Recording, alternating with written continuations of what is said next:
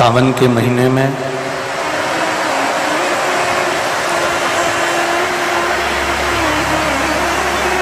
श्रावण के इस पन्नी हटाओ और सब पब्लिक को देख लेंगे। थोड़ा सा आवाज नहीं जा रही।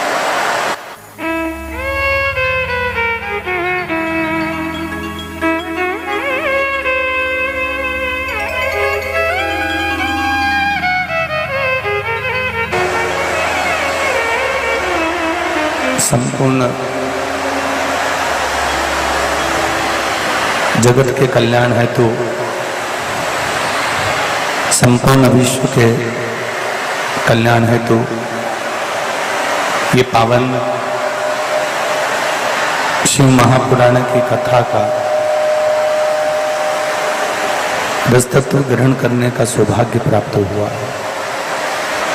शंभु शरण पड़ी मानो घड़ी घड़ी दुख काटो दया करी दर्शन आपो दया करी दर्शन आपो।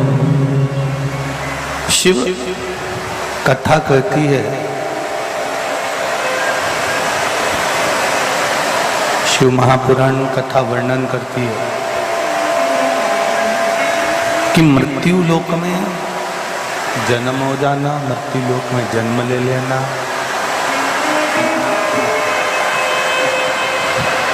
और मृत्यु लोक में जन्म लेने के बाद भगवान की अविरल भक्ति को प्राप्त कर लेना।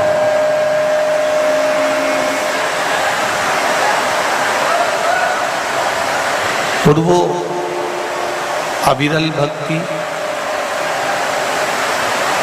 भगवान के चरणारविंद का रसास्वादन, भगवान के चरणों का स्मरण, अनुमोदन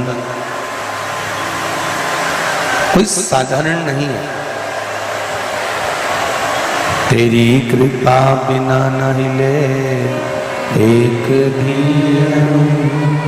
लेते श्वास तेरी कृपा से तनु हे गंगाधार मुक्ति द्वार ओमकार तू बोले ओमकार तू आयो शरण तेरा शंभु तार तार तू आयो शरण तेरा शंभु तार तार तू।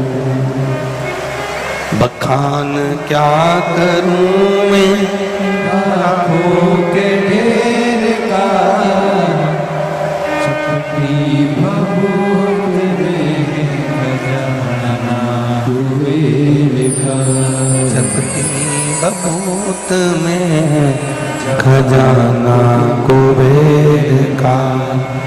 हे गंगाधार मुक्ति द्वार ओमकार तू बोले ओमकार तू आयो शरण तेरा शंभु तार तार शंभु तार तार।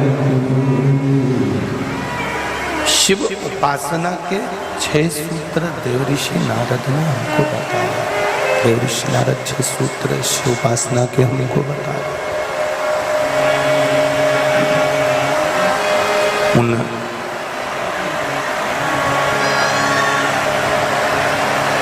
6 सूत्रों में देवऋषि नारद कहते हैं कि ये 6 सूत्र,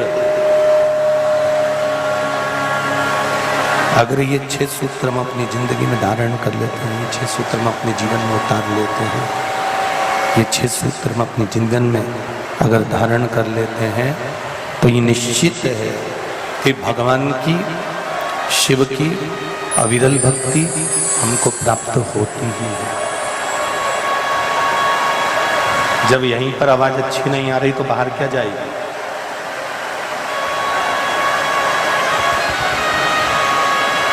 छह सूत्र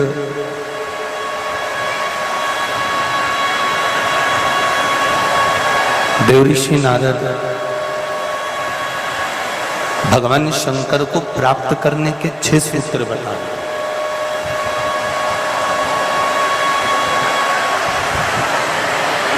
और देखिए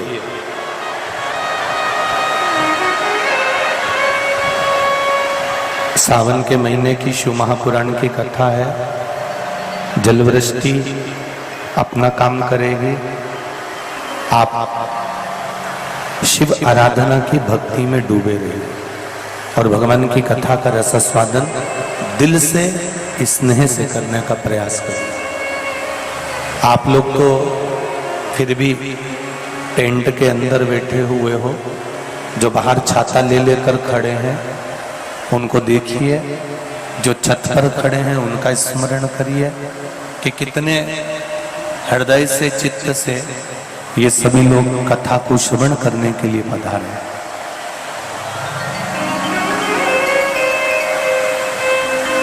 देवऋषि नारद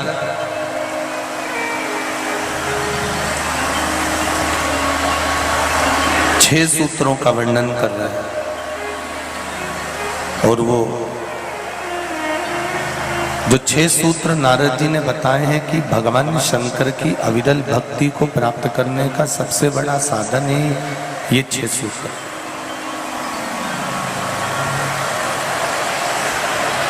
भगवान शिव को प्राप्त करने का मूल अगर कोई साधन बताया है तो ये 6 सूत्रों में बता दिया है, ये 6 सूत्रों में वर्णित कर दिया गया। पहला वर्णन करा सिर पर त्रिपुंड, भगवान शंकर के मस्तक पर सिर पर त्रिपुंड लगा लेना।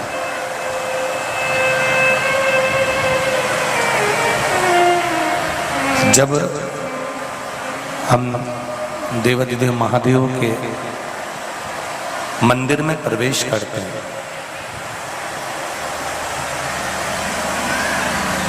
जब हम भगवान शंकर के मंदिर में जाते हैं, प्रवेश करते हैं, तब शिव मंदिर की जो चौखट है, शंकर भगवान के मंदिर का जो द्वार है, जो चौखट है,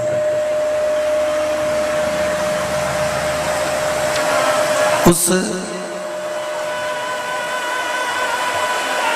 चौखट का मात्र जो शंकर जी के मंदिर का ऊपर की चौखट का जो भाग है, उस चौखट को मात्र दर्शन कर लेने पर भगवान शंकर के जो 2 गण हैं, द्वारपाल हैं, उनसे हमको आज्ञा प्राप्त हो जाती है कि आप मंदिर के अंदर प्रवेश करें।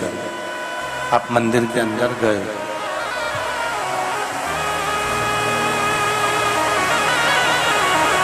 आप मंदिर के अंदर पहुंचे,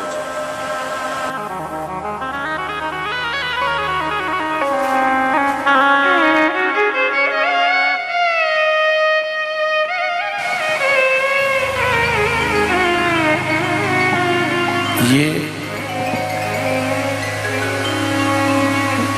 जो आज्ञा प्राप्त होती है कि मंदिर के अंदर आप प्रवेश कर गए हो, मंदिर के अंदर आप पहुंच गए हो, ये द्वारपाल भगवान शिव से ये कह देते हैं कि ये भक्त इस भाव से मंदिर के अंदर प्रवेश करा।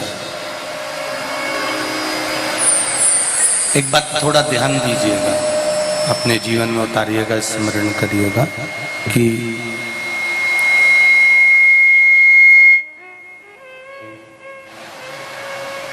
एक छोटी सी चींटी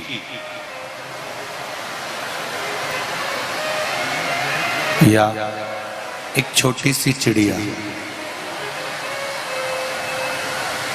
एक छोटा सा जीव, जलचर हो, थलचर हो, वायुचर हो, कोई छोटे से छोटा जीव,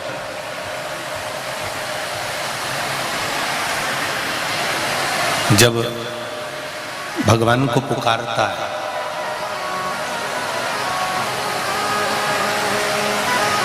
तो क्या भगवान उसकी भाषा को जानते हैं? क्या भगवान उनकी वाणी को पहचानते हैं?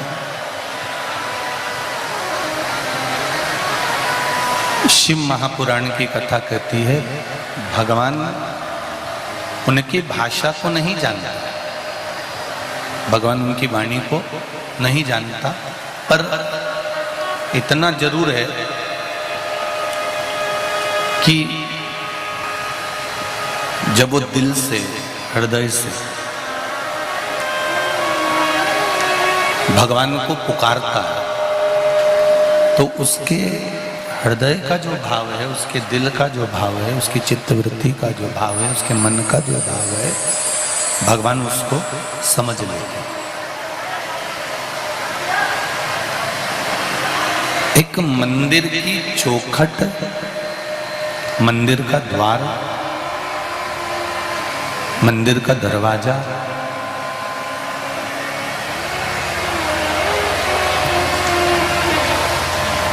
उस चौखट के भी ऊपर का भाग, उस चौखट के भी ऊपर के स्मरण को, ऊपर के भाग को जाना।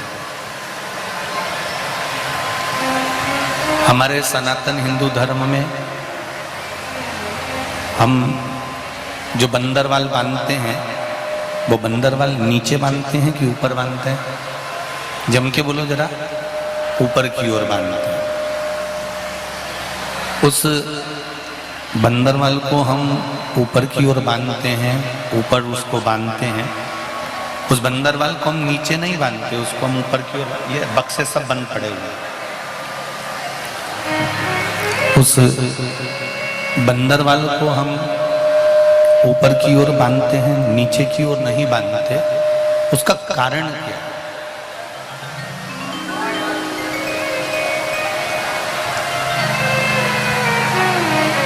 किस कारण से?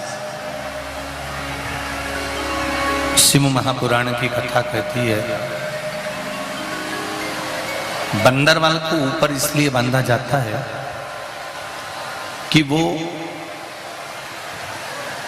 हमारे पितरों का, पूर्वजों का, कुल देवी देवताओं का, हमारे स्मरण जिन भगवान का हम नित्य करते हैं उन परमात्मा का,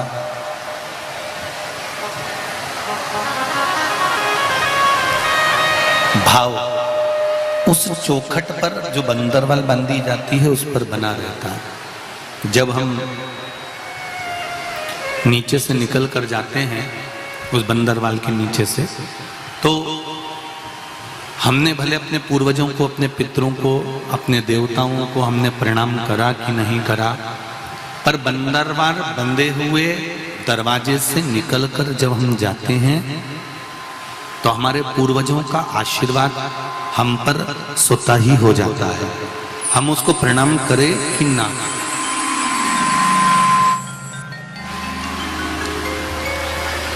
उनका आशीर्वाद हमें प्राप्त हो ही जाता है।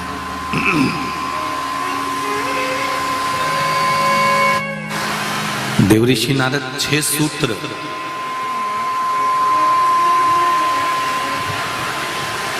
सूत्र देवऋषि नारद ने भगवान शंकर को प्राप्त करने के बताए हैं। उसमें पहला सूत्र है त्रिपुंड धारण करना, और त्रिपुंड भगवान देवाधिदेव महादेव को लगाकर, भगवान शंकर को समर्पित कर कर उस त्रिपुंड को अपने मस्तक पर धारण कर। सत्यम शिवम, जम के बोलो तीसरा, सुंदर। जब जीवन में सत्य अगर प्राप्त हो जाता है तो शिव अपने आप मिल जाता है, और अगर शिव मिल गया तो जीवन अपने आप सुंदर बन जाता है। उस जीवन को सुंदर बनाने के लिए हमको कहीं जाने की जरूरत नहीं पड़ती।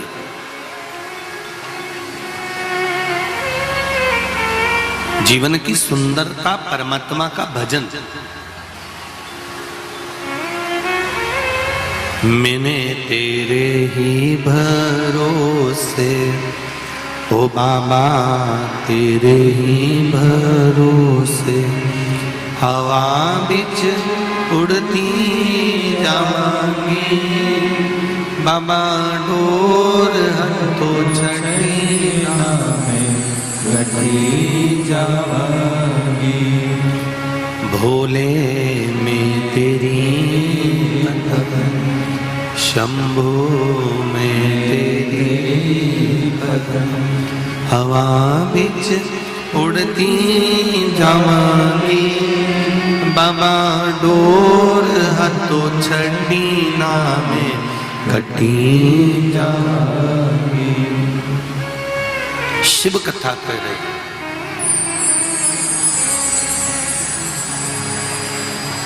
शिव मंदिर में लगाया गया, चाहे भस्म हो, चाहे चंदन हो, हल्दी हो, अबीर हो, गुलाल हो,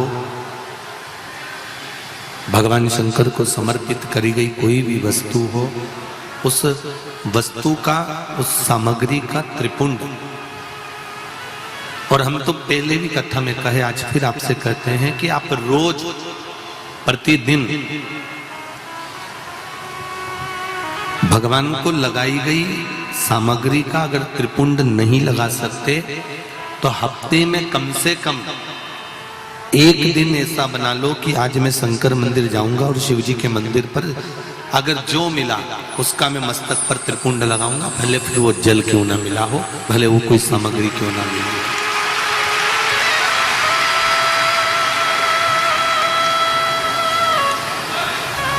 एक त्रिपुंड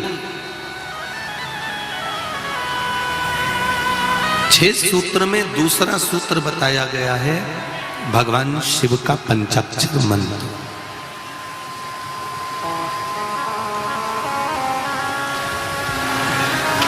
देवऋषि नारद कहते हैं ये दूसरा सूत्र है।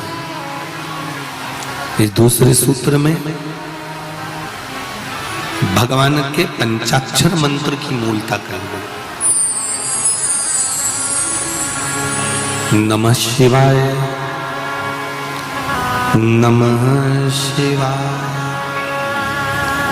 ये पंचाक्षर मंत्र।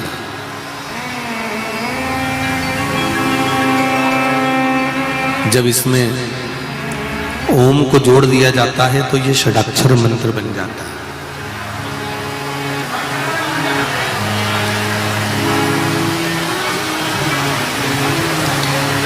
स्त्रियां, नारियां, माताएं जब भी मंत्र का जाप करती है ना, जब भी षडाक्षर मंत्र का जाप करती है तो वो पंचाक्षर से चालू करती है।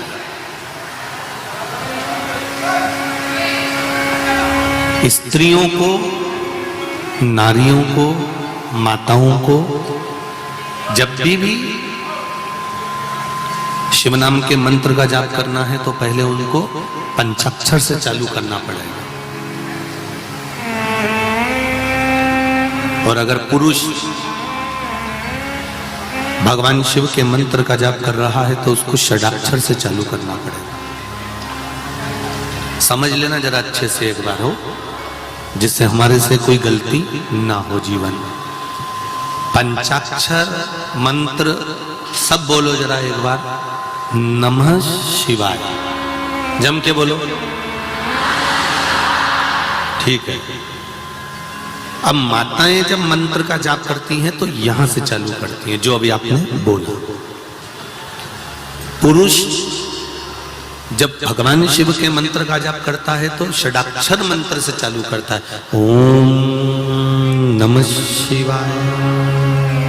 माताएं जब भी चालू करेंगी नमः शिवाय, ओम नमः शिवाय, नमः शिवाय, ओम नमः शिवाय।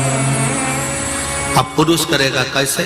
ओम नमः शिवाय, ओम नमः शिवाय, नमः शिवाय, ओम नमः शिवाय। माताओं का पंचाक्षर मंत्र जाप करना और पंचाक्षर मंत्र के बाद षडाक्षर मंत्र जोड़ना ये वंश की वृद्धि करने वाला।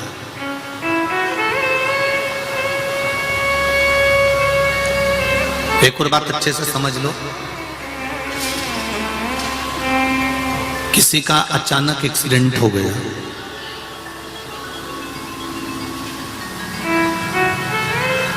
तुम्हें शुद्ध नहीं है,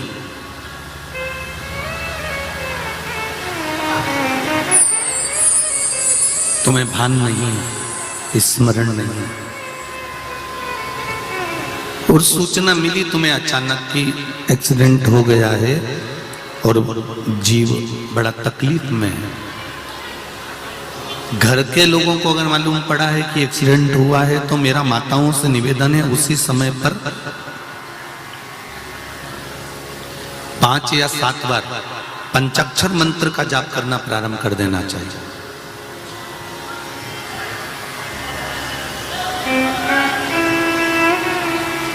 घर के उस चौखट पर जहां अपने पूर्वजों का स्थान है, जहां अपने पितरों का स्थान है, जहां अपने देवताओं का स्थान है, जहां अपने कुल देवी देवता का स्थान है, उस चौखट की ओर स्मरण कर कर शंकर के पंचाक्षर मंत्र का जाप कर लिया।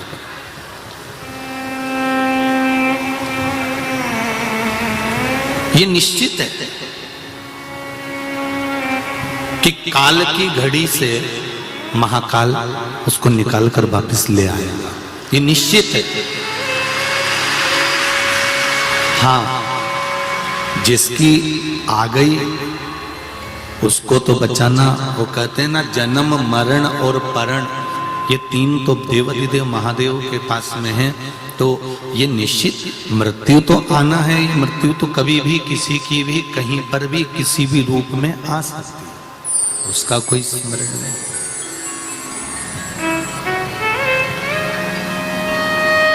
अकाल मृत्यु हो मरे जो काम करे चंडाल का, काल उसका क्या बिगाड़े जो भक्त हो महा। मृत्यु तो आ सकती है, मृत्यु की कोई घड़ी, कोई पल, कोई क्षण नहीं होता, उसका तो एक निश्चित है कि आना और आएगी जरूर।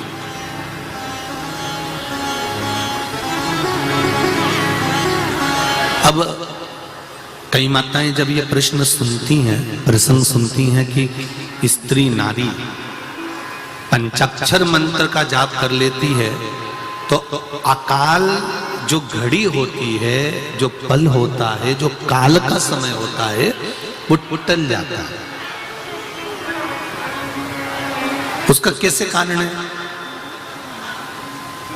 क्या कारण हो सकता है कि यह अकाल का जो समय है वो टल जाता है? भारत की भूमि पर केवल एक स्त्री, भारत की भूमि पर केवल एक नारी, केवल एक माताएं ऐसी होती हैं जो जिनके भीतर भगवान शंकर का आधा स्वरूप नारी के अंदर विराजमान रहता है। भगवान शिव का आधा स्वरूप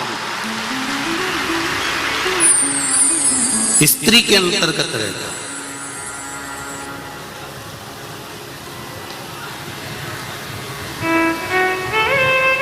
नारी में धैर्य भी है,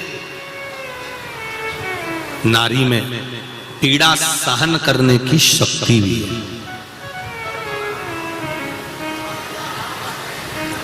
जितनी पीड़ा स्त्री को होती है, जितनी पीड़ा नारी को होती है, जितना दुख नारी सहन करती है, जितना कष्ट स्त्री सहन करती है, जितनी पीड़ा एक नारी सहन करती है, संसार का कोई व्यक्ति इतनी पीड़ा सहन नहीं कर सकता जितनी नारी इस पीड़ा को सहन करती है।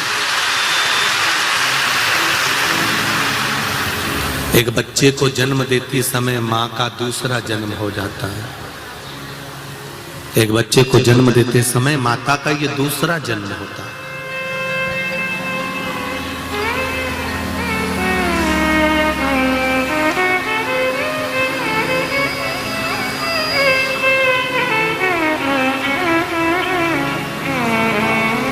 अब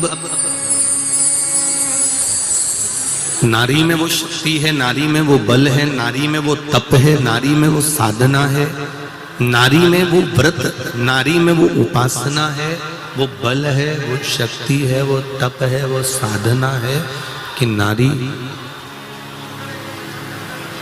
जब पंचाक्षर मंत्र का जाप करती है, फिर से बोलिए सब लोग पंचाक्षर मंत्र को वापिस बोले, नमः शिवाय, ओम नमः शिवाय, नमः शिवाय, ओम नमः शिवाय। फिर से चालू करिए तो आप लोगों को भान हो जाएगा कि कभी भी हम भगवान शंकर का मंत्र जाप करें तो षडाक्षर से चालू ना करें। स्त्री जब भी मंत्र का जाप करे तो पंचाक्षर से चालू करे। अब आप लोग चालू होइए, नमः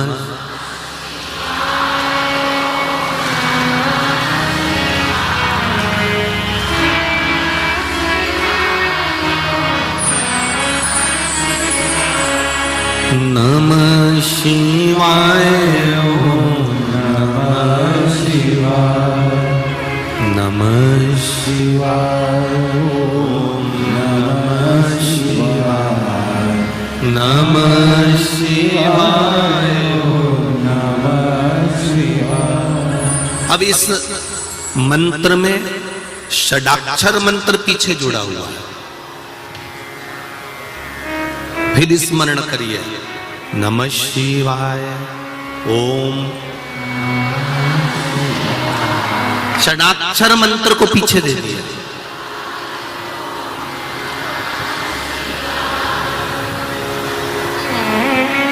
षडाक्षर मंत्र पीछे देना मतलब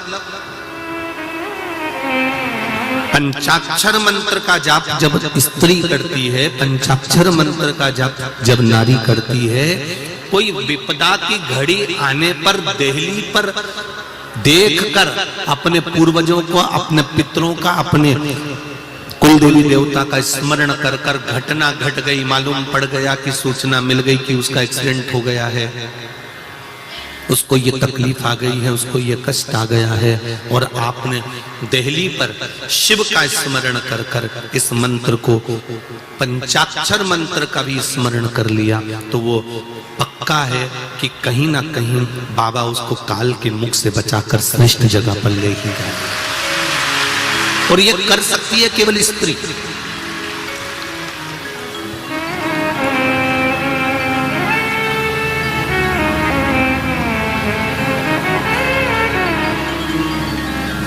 इसको कर सकती है नारी, इसको कर सकती है स्त्री।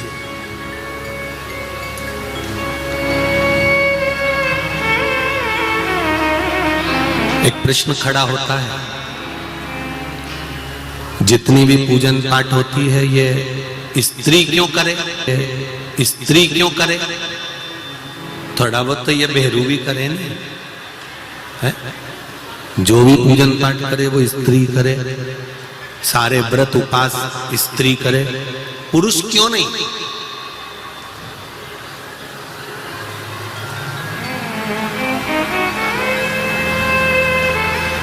फिर समझ लेना, अभी कथा में कहा शंकर भगवान का आधा स्वरूप, भगवान देव अधिदेव महादेव का आधा स्वरूप संसार में मृत्यु लोक में जितनी स्त्री जन्म लेती है उसमें शंकर भगवान का आधा स्वरूप विराजमान रहता है। इसलिए जब तप साधना उपासना व्रत नियम धर्म ये स्त्री कर सकती है, पुरुष के बस की बात नहीं है।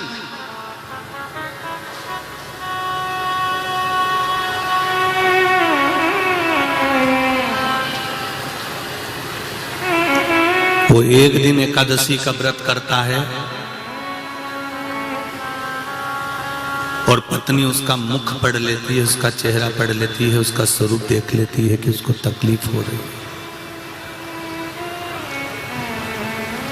उसको देख लिया उसने, उसको देखकर समझ गई कि इसको तकलीफ है, इन्होंने व्रत जरूर कर लिया पर इनसे बन नहीं रहा, सद नहीं रहा। तो अगली बार से पत्नी अपने पति से कह देती है, सुनो तुमसे व्रत नहीं हो सकता, तुम मत करा करो, मैं कर लूंगी तुम्हारे बत्तल का, हो तुम चिंता मत करो, तुम तो दुकान जाओ, मैं कर सकती हूं। मेरी जीजियों, मेरी माताओं, कई बार हरतालिका तीज के दूसरे दिन चतुर्थी का व्रत आ जाता है माताओं का। बोलो सही है कि गलत है? चतुर्थी के दूसरे दिन, अरे बोलते जाओ, पंचमी का व्रत जाता है, ऋषि पंचमी का।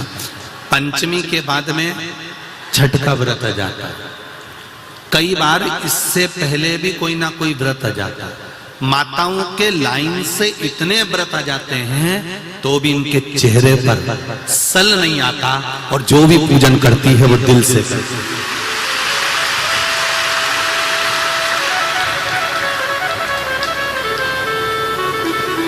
तीज का व्रत, चतुर्थी का व्रत, पंचमी का व्रत, छठ का व्रत, कोई कोई तो संतान सप्तमी भी करती है। बोलो तो री जी सही है कि गलत है?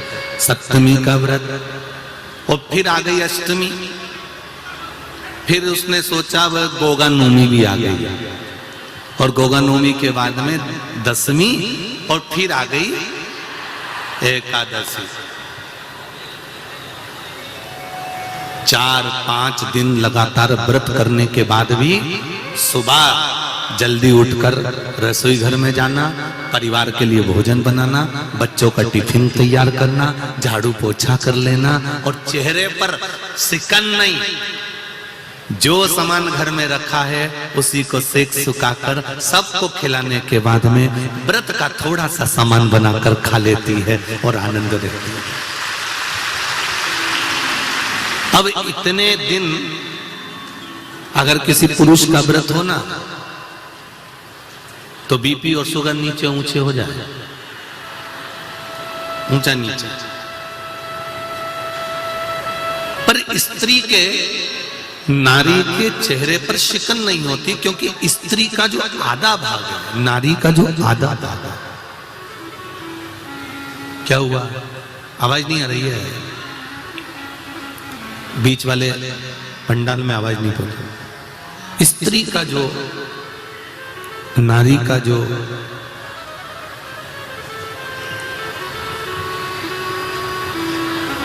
आधा स्वरूप है वो शिव का स्वरूप है, वो शंकर का स्वरूप है। उसका तप, उसकी साधना, उसका बल बड़ा होता है। इसलिए महाराज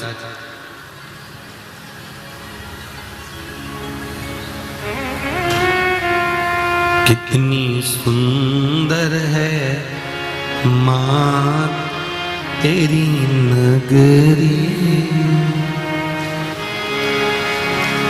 कितनी सुंदर है माँ तेरी नगरी, भोले पैदल चले आ रहे हैं, कितनी सुंदर है माँ तेरी नगरी, भोले पैदल चले आ रहे हैं, कितनी सुंदर है माँ तेरी नगरी, कितनी सुंदर है माँ तेरी नगरी, भोले पैदल चले आ रहे हैं, भोले पैदल चले आ रहे हैं, भोले पैदल चले आ रहे हैं, कितनी सुंदर है माँ तेरी नगरी, कितनी सुंदर है माँ तेरी नगरी, भोले पैदल चले आ रहे हैं, भोले पैदल चले आ रहे हैं।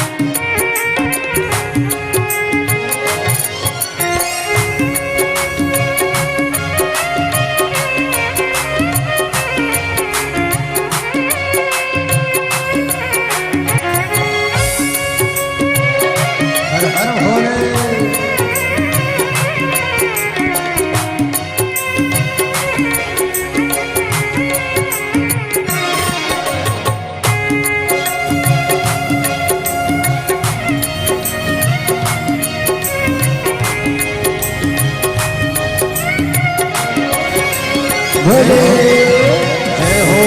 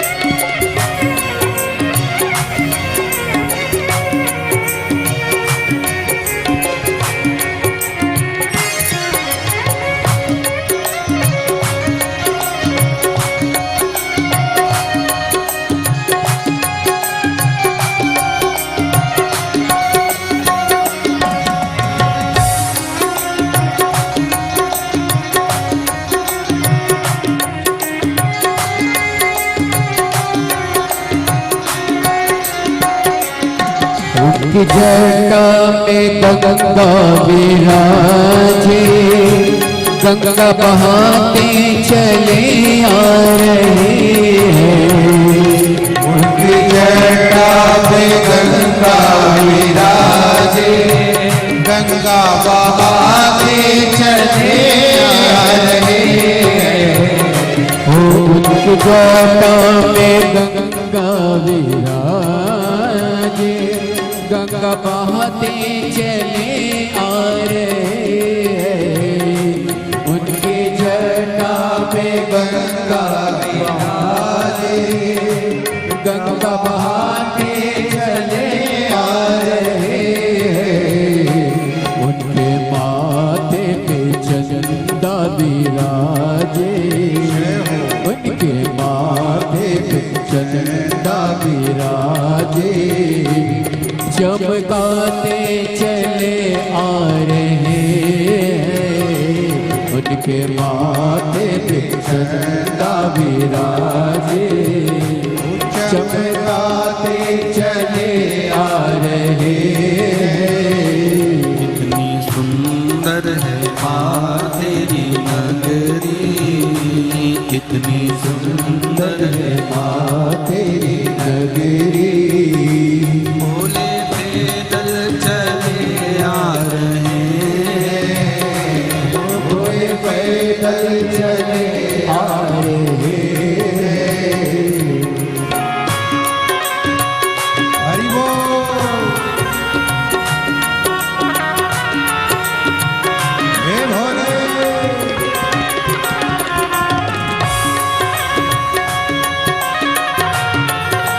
भोले भोले शंकर भगवान की।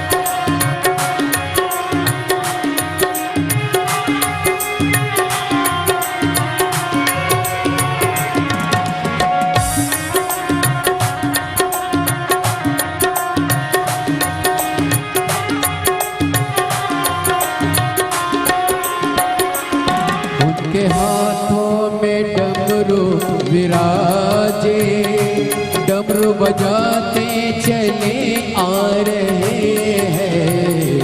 उनके हाथों में डमरू बिराजे, बजाते चले आ रहे हैं। उनके अंगों में बागंबर छाला, उनके अंगों में बागंबर छाला, वो पहन कर चले आ रहे हैं। उनके अंगों में बागंबर छाला, वो पहन कर चले आ रहे हैं। कितनी सुंदर है माँ तेरी नगरी, कितनी सुंदर है माँ तेरी नगरी। भोले पैदल चले आ रहे हैं, पैदल चले आ रहे हैं। हे भोले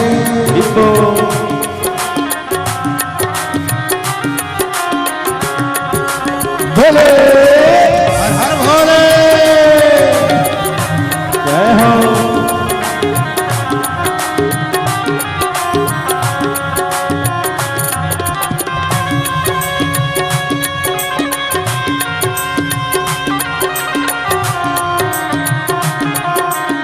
हर हर महादेव।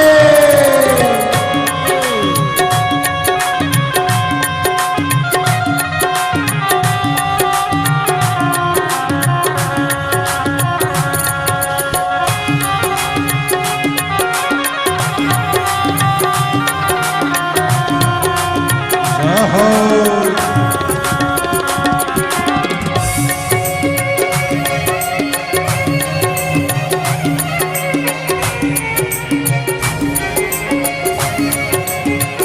जय हो। हे भोले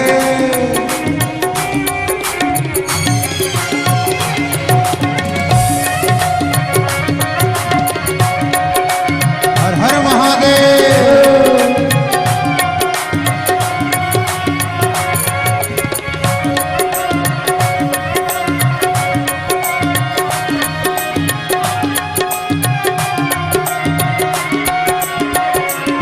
उनके पैरों में घुंघरू विराजे, वो बजाते चले आ रहे हैं। उनके पैरों में घुंघरू बिराजे, वो बजाते चले आ रहे हैं। उनके पैरों में घुंघरू विराजे, घुंघरू बजाते चले आ रहे हैं। उनके पैरों में घुंघरू बिराजे, वो बजाते चले आ रहे हैं। संग गौरा मैया सोहे, संग गौरा मैया सोहे, जोड़ी बनाकर चले आ रहे हैं। जोड़ी बनाकर चले आ रहे हैं। कितनी सुंदर है माँ तेरी नगरी, कितनी सुंदर है माँ तेरी नगरी। भोले पैदल चले आ रहे हैं। भोले पैदल चले आ रहे हैं। भोले पैदल चले आ रहे हैं। भोले पैदल चले आ रहे हैं। भोले पैदल चले आ रहे हैं। भोले पैदल चले आ रहे हैं। भोले पैदल चले आ रहे हैं। भोले पैदल चले आ रहे हैं। भोले पैदल चले आ रहे हैं। हर महादेव। पंचाक्षर मंत्र की मूलता का स्मरण कराया गया का एक बार स्मरण करेंगे अपनी अपनी जगह पर बैठकर बड़े भाव के साथ में। श्री शिवा नमस्तो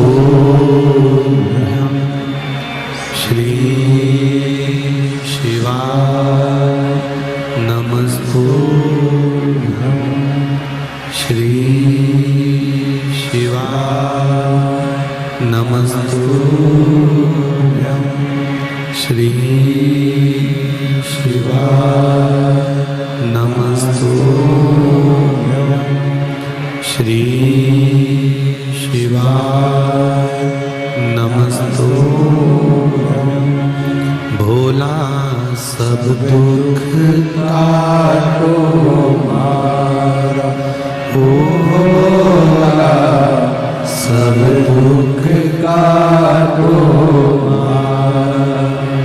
शिव शंकर जपो तेरी माला, भोले बाबा जपो तेरी माला, भोला सब दुख काटो मारा, भोला सब दुख काटो मारा। शिव कथा कहती है पंचाक्षर मंत्र का जाप जब नारी के जीवन में कोई दुख आए, तकलीफ आए, कष्ट आए, कुछ दुख की घड़ी सम्मुख खड़ी हो जाए, तब स्त्री भगवान शिव की चौखट का स्मरण कर कर पंचाक्षर मंत्र का जाप कर सकती है, पंचाक्षर मंत्र को जप सकती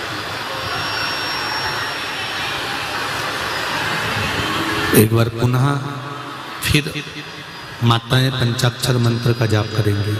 नमः शिवाय, ओम नमः शिवाय, नमः शिवाय, ओम नमः शिवाय। नमः शिवाय पंचाक्षर मंत्र, ओम नमः शिवाय लगने पर यह षडाक्षर मंत्र का प्रयोग किया जाता है। इसमें षडाक्षर मंत्र का भाव प्रकट हो जाता है।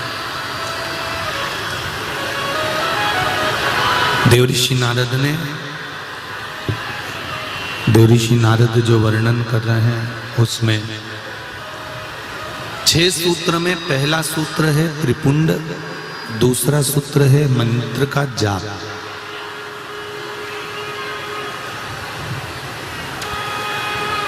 तीसरा सूत्र है रुद्राक्ष को धारण करना, रुद्राक्ष पहनना, ये तीसरा सूत्र है। शिव महापुराण की कथा का देवऋषि नारद महाराज तीसरा सूत्र वर्णन करते हैं, रुद्राक्ष को धारण करना। पहले आप अच्छे से समझ लीजिए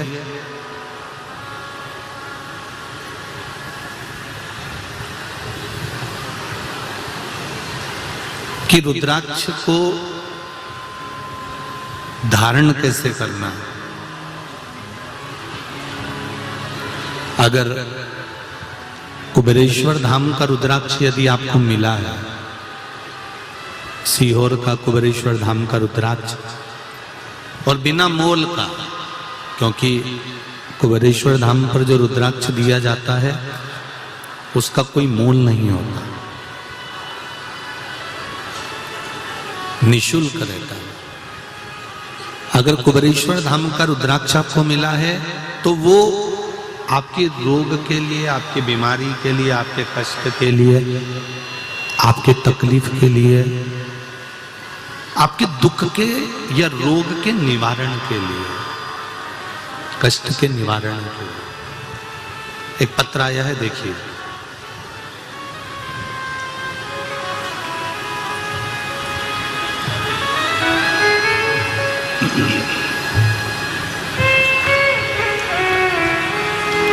संजय जी गुजर, द्वारिकापुरी,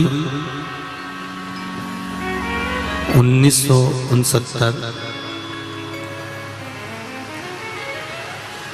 संजय जी गुजर, द्वारकापुरी, 1969। कहीं बैठे हो तो हाथ हिलाइएगा। आप ही हैं?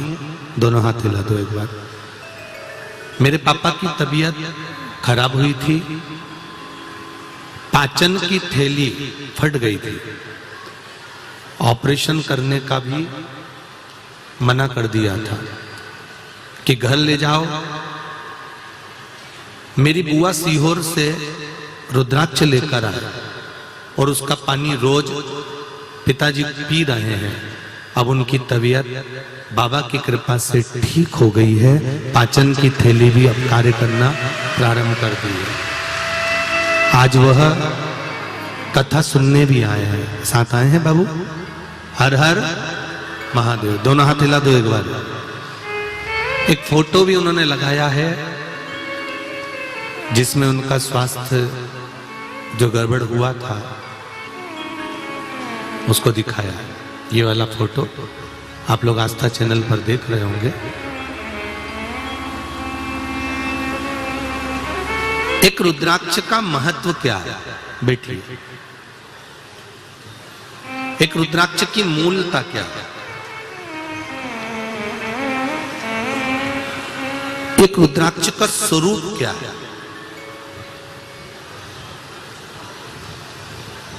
हम पहले भी कथा में कहे कि पूरी दुनिया से तुम 1 लाख का, 5,000 का, 25,000 का, 10,000 का, 50,000 का रुद्राक्ष लेकर आ जाइए और उस रुद्राक्ष को आप भले पानी में गला लो, उस रुद्राक्ष को भले आप धारण कर लो, पर कुबेरेश्वर धाम का जो रुद्राक्ष है, जिसको शिवरात्रि के समय पर बाबा देवाधिदेव महादेव के भाव से सिद्ध किया जाता है, उस रुद्राक्ष को कोई कीमत से नहीं, निशुल्कता के भाव में, अभी तो थोड़ी व्यवस्था नहीं है इसलिए उसको हम लोग नहीं दे रहे हैं, पर रुद्राक्ष का जल शंकर भगवान को चढ़ाकर उस जल का पान करने पर कैसा भी रोग, उस रोग को कंट्रोल में किया जा सकता। और मेरा एक निवेदन है आप सभी से, जो भी रुद्राक्ष आपके घर में है, जो भी रुद्राक्ष आपके यहां पर विराजमान है, हम ये नहीं कहेंगे कि उसका कोई मोल तत्व नहीं है। जो रुद्राक्ष आपके यहाँ है, जब तक कुबेरेश्वर धाम का रुद्राक्ष आपको नहीं प्राप्त होता, तब तक आपके घर के रुद्राक्ष का भी जल आप शंकर भगवान को समर्पित कर कर उसका प्रसाद बनाकर धारण कर सकते।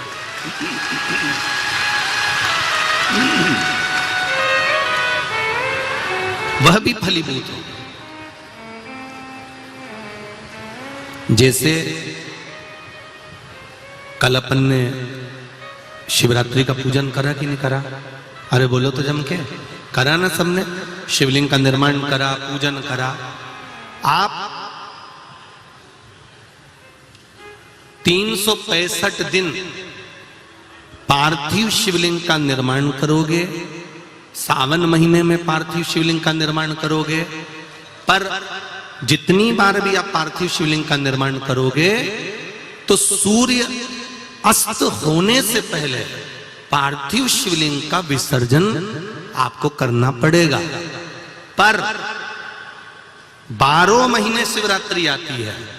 शिवरात्रि के समय पर, शिवरात्रि के दिन हम दिन में नहीं, रात में 1 पहर, 2 पहर, 3 पहर, 4 पहर में जितना मन बन जाए कि 1 पहर पूजन करूंगी मैं, 2 पहर करूंगी। कल अपन ने कितनी पहर की पूजन करी? जम के बोलो जरा। 1 पहर की पूजन करी। शिव महापुराण की कथा कहती है शिवरात्रि की जो पूजन होती है, इसका मतलब क्या है? शिवरात्रि, इसको ये नहीं लिखा गया शिव डे, शिव दिन, इसको क्या कहा गया है? जम के बोलो जरा। शिवरात्रि। शिव महापुराण की विद्येश्वर संहिता में कौमार खंड के अंतर्गत स्कंद पुराण में जो वर्णन आता है कि 12 महीने शिवरात्रि आती है। जो रोज पूजन करने वाले हैं, रोज पार्थिव शिवलिंग का निर्माण करने वाले हैं, रोज सावन के महीने में शिवलिंग का निर्माण करते हैं, हजारों शिवलिंग बनाते हैं। तुम लाखों शिवलिंग का निर्माण कर लो, पर सावन के महीने में या 365 दिन शिवलिंग बनाओगे तो वो शिवलिंग तुम्हें सूर्य अस्त के पहले विसर्जन करना पड़ेगा। पर शिवरात्रि के दिन जो तुम शिवलिंग का पूजन कर रहे हो, वो रात्रि में अगर करते हो तो 1 पहर का करते हो तो 1 पहर की पूजन करने के बाद विसर्जन कर दो। 2 पहर का करते हो तो 2 पहर की पूजन करने के बाद विसर्जन कर दो। 3 पहर का करते हो 3 विसर्जन कर दो। 4 पहर का करते हो तो 4 पहर का करने के बाद विसर्जन कर दो। उसकी महत्वता है शिवरात्रि। उसकी महत्वता शिवरात्रि से। कई लोगों के मन में संशय जाग जाता है कि गुरुजी सूर्य अस्त के बाद क्या हम शिवलिंग की पूजन कर सकते हैं, क्या विसर्जन कर सकते हैं? तो पहले तो अच्छे से समझ लो कि तुम सावन महीने की शिवरात्रि की पूजन कर रहे हो। रात्रि लगी हुई है उसमें कि रात्रि को ही होगी और रात्रि को ही विसर्जन होगा।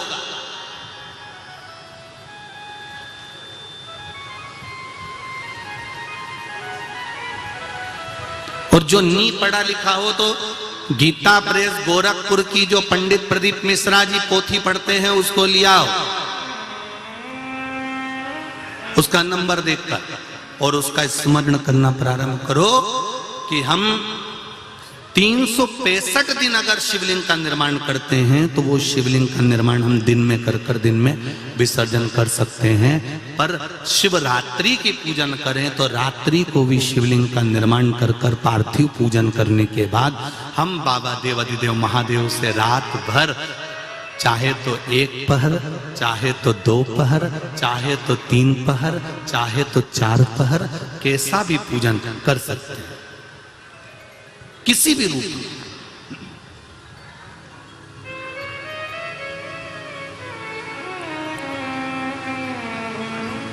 पर कई बार हमारे जीवन में संशय उत्पन्न हो जाता है, और एक बात अपनी जिंदगी में उतार कर रखना, अगर पार्थिव शिवलिंग का पूजन रात्रि को आपने करा है तो पार्थिव शिवलिंग का पूजन हमने भी यहां पर बैठ कर किया है, दिल के साथ, हृदय के साथ। डॉक्टर दवाई देता है तो पेशेंट को देता है, एक दवाई काम नहीं कर सकती तो दूसरी देता है, दूसरी काम नहीं कर सकती तो तीसरी देता है। सारा एक्सपेरिमेंट वो पेशेंट पर करता है, डॉक्टर उस दवाई को खाकर नहीं देखता। पर हमारा नियम है, हम जितनी बात आप लोगों को शिव महापुराण के माध्यम से बताते हैं, पहले उसको खुद अमल करते हैं, साथ बैठते हैं, फिर आपके साथ में बैठकर उस शिव महापुराण के अभिषेक को कराते हैं। पहले स्वयं करें। एक पत्र आया है, देखिए,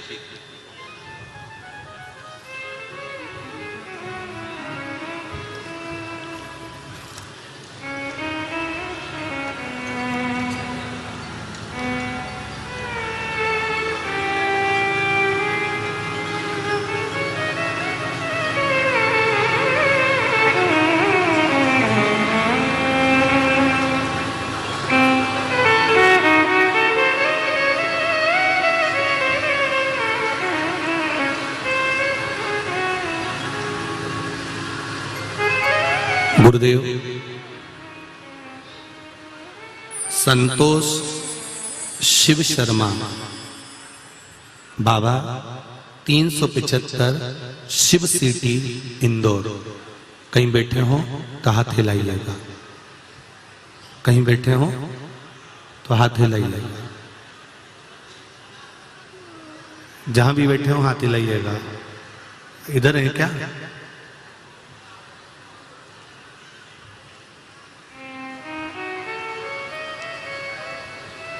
संतान नहीं थी, कई वर्ष थे। आपने मां अहिल्या शिव महापुराण की कथा का वाचन किया था जब हमारी बहू को सोनोग्राफी हुई।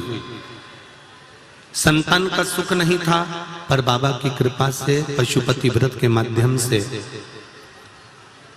शिव कृपा ऐसी हुई कि बाबा की कृपा से उसका गर्भ ढेर गया। और शिव पुराण की कथा सुनते सुनते ही बाबा ने ऐसी करुणा कर दी कि उसकी सोनोग्राफी हुई तो उसमें पहले तो बच्चे नहीं थे, और दूसरा बाबा ने जब कृपा करी तो बहू ने भी पशुपति व्रत धारण करा। आप ही ने पत्र लिखा है, पशुपति व्रत धारण करा। और एक बार संतान नहीं हुई, दूसरी बार करा, दूसरी बार नहीं हुई, तीसरी बार करा। व्रत करने के बाद में हमको क्या मालूम था कि 3 व्रत का 3 फल हमको मिल जाएगा, और एक संतान की जगह 3 संतान बाबा ने गर्भ में दे दी।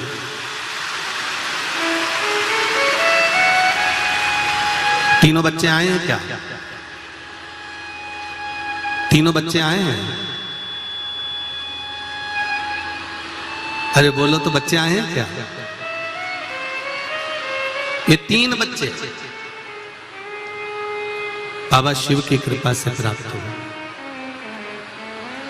भगवान शंकर की करुणा से प्राप्त हुए। तेरी कृपा बिना न हिले एक भी लेते हैं श्वास, तेरी कृपा से तनो तनो। अगर तीनों बच्चे आए हैं तो उनको ऊपर भेज दो, अगर आए हो तो, और नहीं तो बाबा देवाधिदेव महादेव ने जो दिया है 3 फुलवारी आपको दी हैं, तीनों बच्चों के फोटो यहाँ आस्था चैनल के माध्यम से आप लोग देख रहे हैं। ये शिव कृपा है, ये शंकर की उदारता है। एक पत्र और बड़ा सुंदर है, देखिए।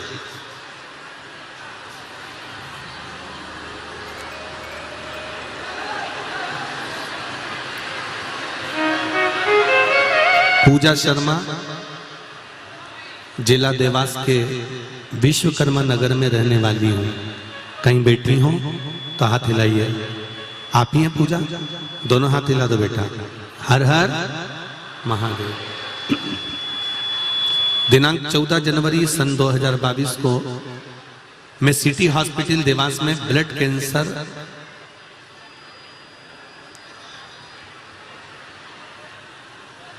एडमिट थी। मैं घर आई और मुझे किसी ने बताया कि टीवी पर शिव महापुराण की कथा चल रही है, जो कि सीहोर जिले के रहने वाले पंडित प्रदीप मिश्रा जी के शिव पुराण सुनो, तुम्हारी सभी परेशानियों का हल प्राप्त होगा उसमें। तभी मैंने टीवी पर शिव महापुराण की कथा सुनना चालू करी। अगले ही दिन मैंने श्री शिवाय नमस्तुभ्यम का जाप चालू किया और 1 लोटा जल चढ़ाकर आई। दिनांक 25 जनवरी 2022 को मेरा डायलिसिस का चेकअप था। तभी डॉक्टर ने मुझे बोला कि अब आपके कीटाणु मरना मात्र कम हो गए हैं बनना, और यह सब शिव महापुराण की कृपा से हुआ। 1 लोटा जल जो मैं शिव जी को चढ़ाती हूँ, उस जल को पीना चालू करा, ब्लड कैंसर मेरा समाप्त पर हो गया। ये शिव कृपा। बैठिए पूजा जी। श्री शिवाय नमस्ते। तेरी कृपा बिना न हिले एक भी अणु, लेते हैं श्वास, तेरी कृपा से तनो।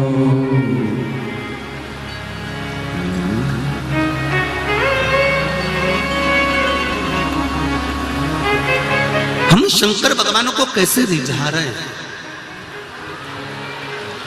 हम शिव जी को कैसे मना रहे हैं। भगवान शंकर, भगवान शिव अगर देखते हैं तो केवल आपका हृदय देखते हैं। निर्मल मन सो मोहि पावा, मोहि छल छिद्र कपट। भगवान को आपका चित्त चाहिए, मन चाहिए, हृदय चाहिए, भाव चाहिए, दिल चाहिए, चित्तवृत्ति चाहिए। भगवान को तुम्हारा धन वैभव और बहुत सारी सत्ता, या भगवान को बहुत सारा धन की जरूरत नहीं है आपके।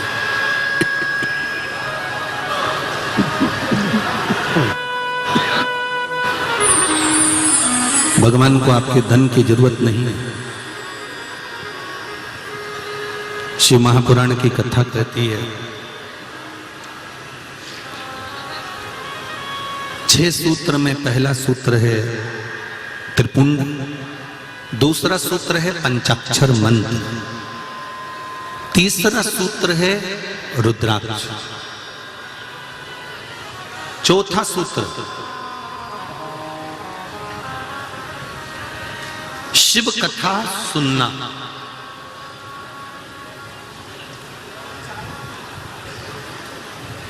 ये चौथा सूत्र है शिव महापुराण का, जो देवऋषि नारद कह रहे हैं। यदि मान लो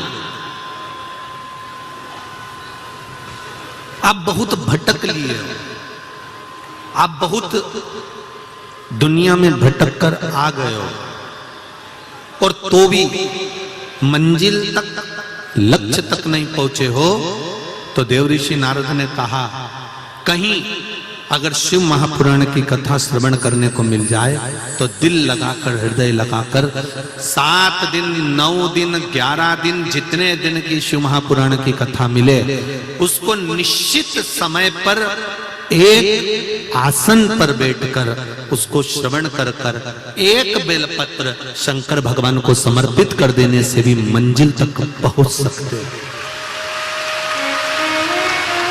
मंजिल तक पहुंचा जा सकता है, मंजिल तक जा सकते हो।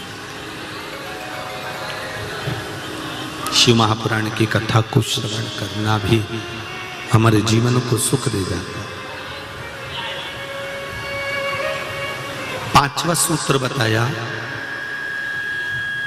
शिव महापुराण की कथा को सुनकर चिंतन करना। सारी समस्या का हल एक लोटा जल। जल कितना चढ़ाना है, कैसे चढ़ाना है, यह कोई दूसरा निश्चित नहीं करेगा। जल कितना चढ़ाना है और कैसे चढ़ाना है, यह निश्चितता आपकी होना चाहिए।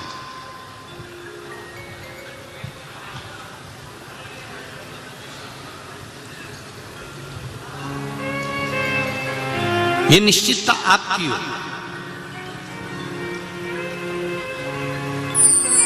दुनिया के कई लोग बड़ा ज्ञान देने के लिए आते हैं, शंकर भगवान पे इतना दूध नहीं चढ़ाना चाहिए,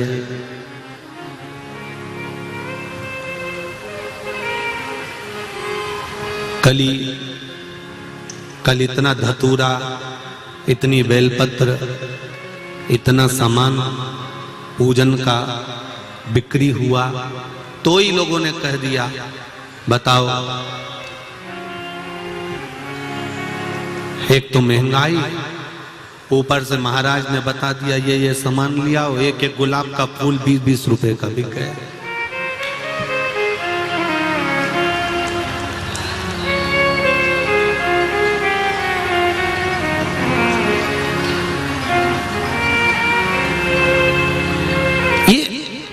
जो अक्कल देने वाले होते हैं ना, ये अक्कल बड़ी विचित्र देते हैं। ये कहते हैं कि ये चढ़ाना ही नहीं चाहिए था, कोई ऐसी चीज चढ़वा देना थी जो फ्री में मिल जाती, या कोई ऐसा सामान। कई लोग मिल जाते हैं ऐसे दुनिया में। तुमने देखा होगा पहले एक फिल्म बनी थी, उस फिल्म में भी उन्होंने कह दिया था कि शंकर भगवान को इतना दूध नहीं चढ़ाना चाहिए, दूध किसी गरीब बड़े को पिला देना चाहिए। तो शंकर जी के हिस्से का ही पिलाओ, तुम्हारे हिस्से का पिला दो ना, दिक्कत क्या है?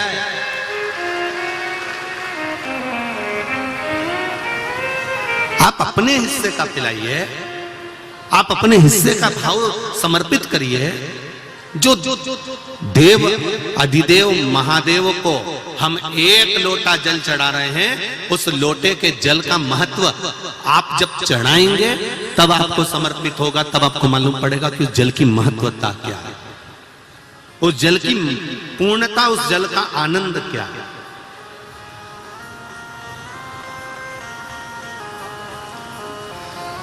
हाँ, दुख आता है, तकलीफ आती है, कष्ट आता है, ये उसी में का हाल है। जैसे तुम यहां से निकल कर जाओ, आगे एक चौराया आ जाएगा, उस चौराहे पे बत्ती लगी रहती है, लाल और हरी। बोलो लगी है कि नहीं लगी है? जब लाल बत्ती होती है तो गाड़ी को, अरे बोलो तो जम के, रोकना पड़ता है। हरी बत्ती हुई, लाइन क्लियर, चले जाओ। उसी तरह जीवन में दुख आता है, तकलीफ आती है, कष्ट आता है, बीमारी आती है, रोग आता है, थोड़ी तकलीफें बढ़ जाती है, तो थोड़ा सा रुको, थोड़ा थामो। यही समझ लो कि मंजिल तक पहुंचना है और थोड़ा कष्ट आ गया है तो परमात्मा के यहाँ की लाल बत्ती खड़ी हो गई है, थोड़ी देर रुक लो। यदि थोड़ा तुम रुक जाओगे, थोड़ा तुम रुकोगे, तो ये निश्चित है कि थोड़ी देर गाड़ी खड़ी रहेगी, उसके बाद में लाल बत्ती के बाद में फिर वापिस जम के बोलो आ ही जाएगी। तो उसी तरह थोड़ा सब्र करो, थोड़ा धैर्य रखो, थोड़ा सा रुक कर अपने जीवन को, ये नहीं कि मैंने तो भगवान शंकर को 1 लोटा जल चढ़ाया था, मेरी तो समस्या ही समाप्त नहीं हुई, मैंने तो पशुपति व्रत करा था, मेरी तो समस्या ही समाप्त नहीं हुई। उसने 3 व्रत कर लिए तो शंकर जी ने 3 ही दे दिए। ले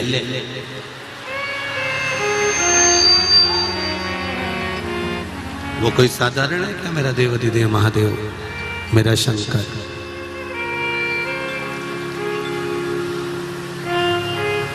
थोड़ा रुकना पड़ेगा, थोड़ा। अगर दुख है, तकलीफ है, कष्ट है, रोग है, बीमारी है, कोई दुख बड़ा आ गया है, तो थोड़ा सा रुको। हरी बत्ती हो जाए तब गाड़ी को आगे ले जाओ। दुख आ गया है तो थोड़ा सा संभलो, कष्ट आ गया है थोड़ा संभलो, थोड़ी तकलीफें आ गई हैं थोड़ा सा संभलो, भटकना मती।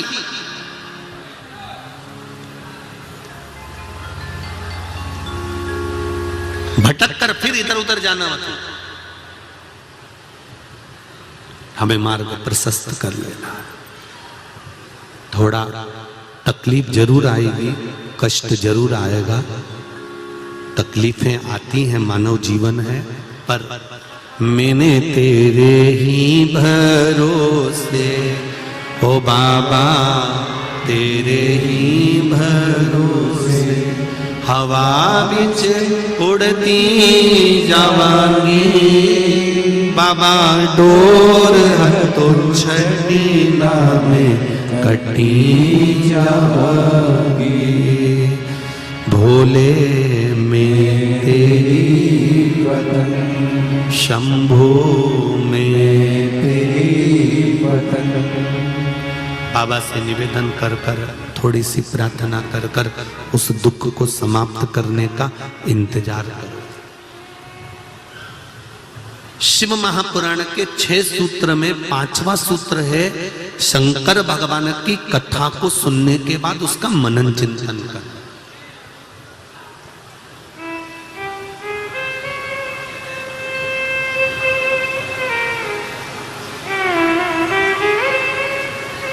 जैसे द्वितीया के चंद्रमा को देखकर कच्चे दूध का छींटा दे देने से, द्वितीया के चंद्रमा को देखकर सफेद पुष्प समर्पित कर देने से, द्वितीया के चंद्रमा को देखकर सफेद चंदन का छींटा दे देने से, उस चंदन को अपने ही हृदय पर लगा लेने से रोग, बीमारी, तकलीफ समाप्त हो जाती है। उसी तरह शिवरात्रि की रात्रि को, शिवरात्रि को रात्रि के समय पर हम फिर कहेंगे तुम 12 महीने की शिवरात्रि का स्मरण करना प्रारंभ करो। हम आपसे केवल इतना जरूर कहेंगे कि बन सके प्रत्येक शिवरात्रि को थोड़ा सा मिट्टी का शिवलिंग का निर्माण कर कर उसकी पूजन कर कर विसर्जन कर दिया करो, बन सके तो करो।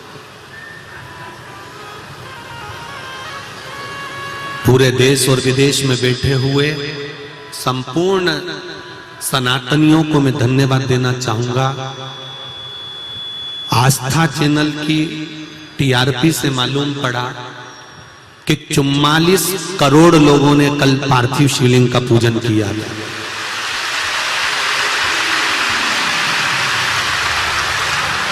44 करोड़ भारतीयों के घर में शंकर भगवान का शिवलिंग बना था।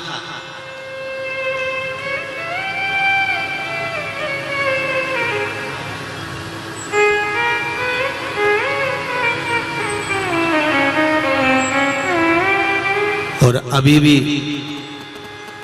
लक्ष्य पूरा नहीं हुआ है, अभी भी लक्ष्य पूरा नहीं हुआ है। 130 में से 30 हटा भी दूं तो भी कम से कम 100 करोड़ शिवलिंग का निर्माण होना चाहिए।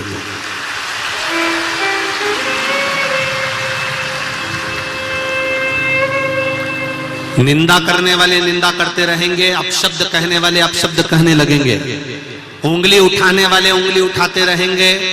कई ऐसे भी होंगे जो कह देंगे अरे पार्थिव शिवलिंग कोई रात को बने हैं क्या, विसर्जन करे हैं क्या, ऐसा होए क्या। तो पहले इनसे कह दो, तुम्हारे माता पिता से पूछ के आओ तुम्हें पैदा क्यों करा।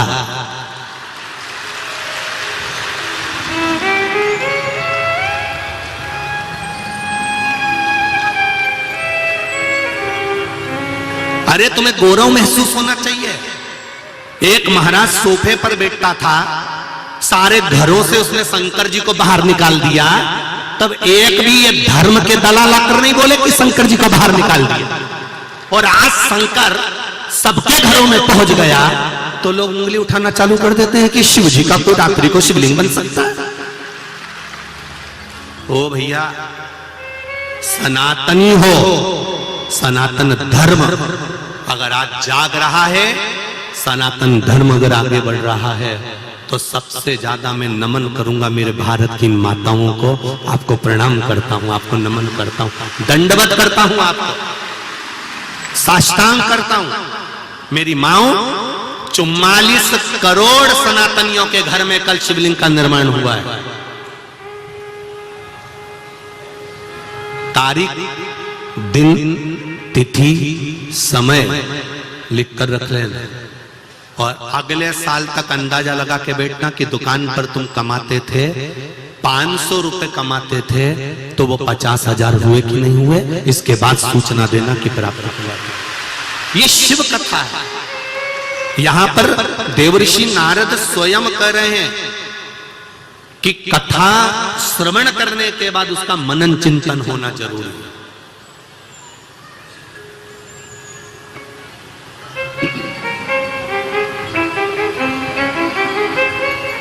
कथा श्रवण होने के बाद में उसका मनन चिंतन करो कि कथा हमने सुनी है तो उसका मनन चिंतन करें कि हमने जो भगवान को बेलपत्र चढ़ाई शिव जी ने स्वीकार करी कि नहीं करी, हमने जो पुष्प चढ़ाया शंकर भगवान ने स्वीकार करा कि नहीं करा, हमने जो चावल चढ़ाया वो भगवान शंकर ने स्वीकार करा कि नहीं करा।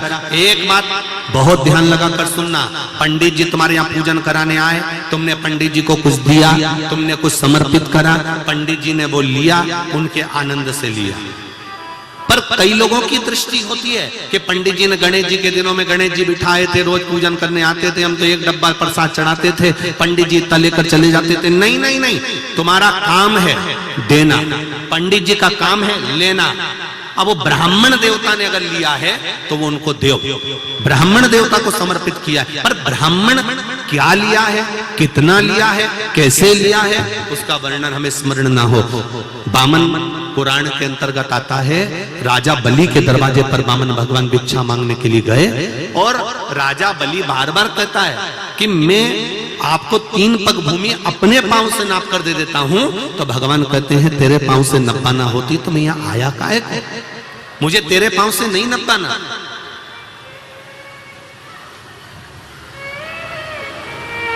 मुझे तुम्हारे पांव से नहीं नपाना, मुझे तो अपने पांव से नापना। यह हमको लगता है इतना मिल गया होगा, इतना रह गया होगा, इतना चले गया होगा। अरे हमने एक चावल का दाना अगर शंकर जी के मंदिर में चढ़ाया है, एक बेलपत्र हमने शिव जी के मंदिर में समर्पित करी है, एक धतूरा हमने शंकर भगवान को चढ़ाया है, एक लोटा जल हमने शंकर भगवान को चढ़ाया है, एक लोटी दूध की हमने शिव जी को समर्पित करी है, तो हमको भूल जाना चाहिए कि हमने शंकर भगवान को क्या दिया। फिर देवादिदेव महादेव आपको क्या देते हैं ये देवादिदेव महादेव ही जान सकते हैं। वो कितना देंगे ये वो जान सकते हैं।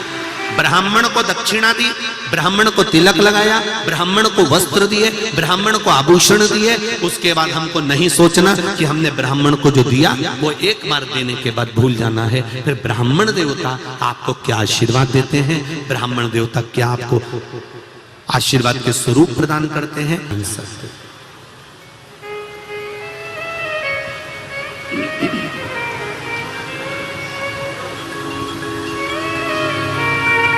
थोड़ा दुख आए, तकलीफ आए, कष्ट आए, थोड़ी रुक लो।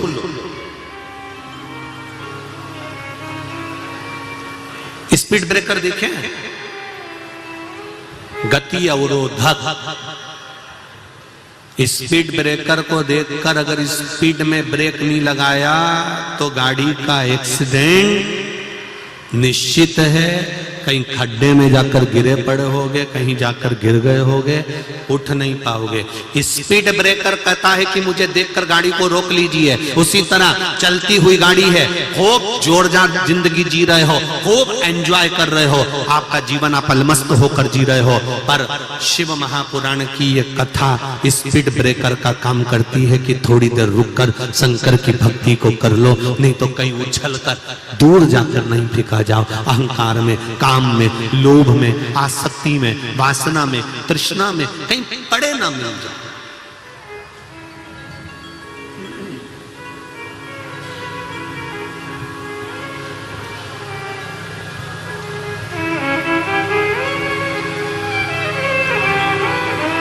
अरे भाई, जिसकी जिस चीज में रुचि होती है हम उसका वही नाम रख देते हैं जो चीज वो रखता है अपने पास। जो दूध लाकर देता है उसको क्या कहते हैं? दूध वाला। जिसकी कपड़े की दुकान और कपड़ा भरा पड़ा, बोलते जाओ, जम के तो बोलो, कपड़े वाला। जिसके यहां कबाड़ा ही कबाड़ा भरा, अरे बोलो बोलो, कबाड़े वाला। जिसके यहां रद्दी रद्दी भरी, अरे बोलो, रद्दी वाला। जिसके यहां सब्जी के ठेले की ठेले और बोरे की बोरे भर के रखे, सब्जी वाला।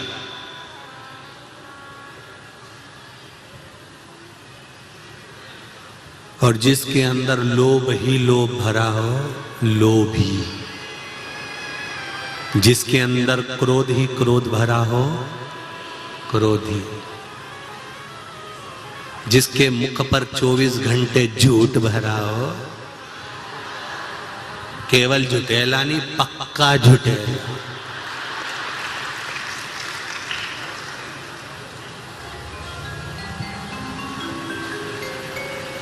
एक संत काशी में गंगा जी नहाकर आ रहे थे, पास में से चंडाल निकल कर गया।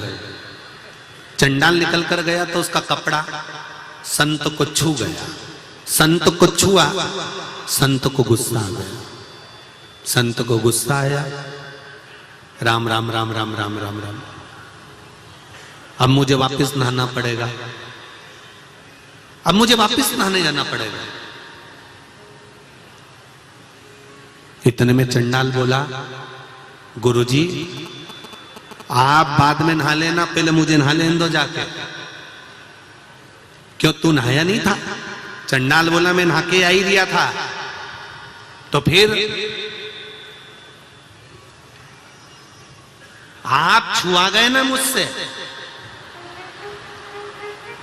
चंडाल बोला, मुझे नहाना पड़ेगा। संत बोले, चंडाल तू है तो नहाना मुझे पड़ेगा कि तुझे पड़ेगा? इतने में चंडाल बोला, गुरुजी जिसके अंदर इतना क्रोध भरा हो, इतनी बेईमानी भरी हो, इतनी निंदा भरी हो, अगर वो छूकर चले जाए तो पहले गंगा मुझे नहाना पड़ेगा। तुम्हें गंगा नहीं नहाना है, गंगा मुझे नहाना। मैं तो चंडाल हूं और छू गया तो इतना दोष नहीं लगेगा, पर शिव महापुराण की कथा कहती है, जिसने जो संजो कर रखा, जिसने जो संभाल कर रखा, जिसमें जिसकी जो रुचि थी, उसका नाम वो पड़ गया। दूध रखा तो दूध वाला, कपड़ा रखा तो कपड़ा वाला, किराना रखा तो किराने वाला, सब्जी रखी तो सब्जी वाला। तुमने क्रोध रखा तो क्रोधी, लोभ रखा तो लोभी, अहंकार रखा तो अहंकारी। और यदि भगवान को अपने भीतर रख लिया तो भक्त बन जाता है, फिर उसको कहीं भटकने की जरूरत नहीं पड़ती, कहीं नहीं भटकना। फिर उसको भटकने का काम नहीं है, फिर तो उसको परमात्मा की भक्ति प्राप्त हो ही जाती। शिव कथा कह रही है, 6 सूत्र हैं, उसमें 6ठे नंबर का जो सूत्र है वो सूत्र कहता है कि अगर कुछ भी नहीं कर सकते तो शंकर के प्रति समर्पित हो जाओ। शंकर के प्रति समर्पित कैसे? देवर्षि नारद ने कहा, ना शंकर की कभी हमें निंदा सुनना है, ना हमें शंकर की कभी निंदा करना है। शंकर की ना निंदा सुनो, ना शंकर की निंदा करो। शंकर के भक्त की ना निंदा सुनो, ना शंकर के भक्त की निंदा करो। जीवन में अगर मौका मिल जाए तो शिव आराधना का इससे सुंदर कोई साधन नहीं है कि हम ना निंदा करेंगे ना निंदा सुनेंगे। पर गुरुजी, इतनी बुरी आदत है ना हम में, जब तक हम 2-4 की निंदा नहीं सुन लेनी तब तक चाय भी हमारा घुट में नहीं उतरेगा।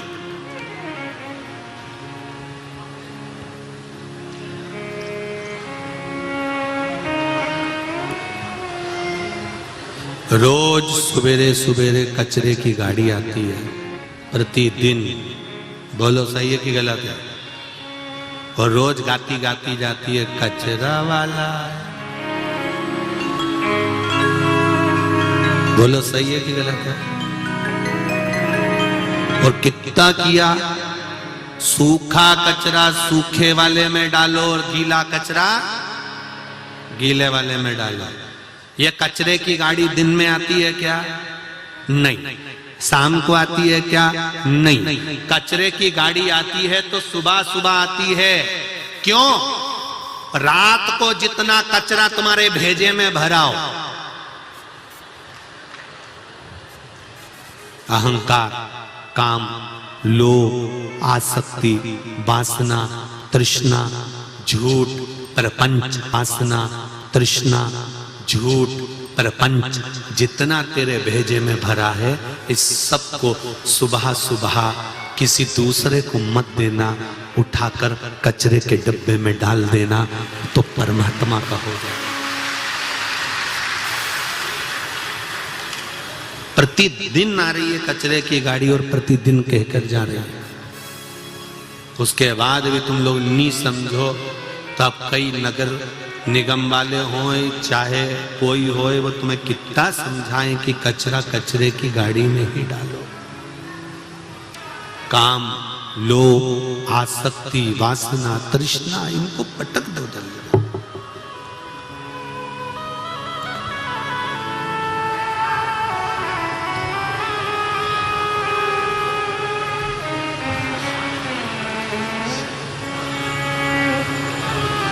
घर घर शंभु तेरी पूजा, दर्शन काशी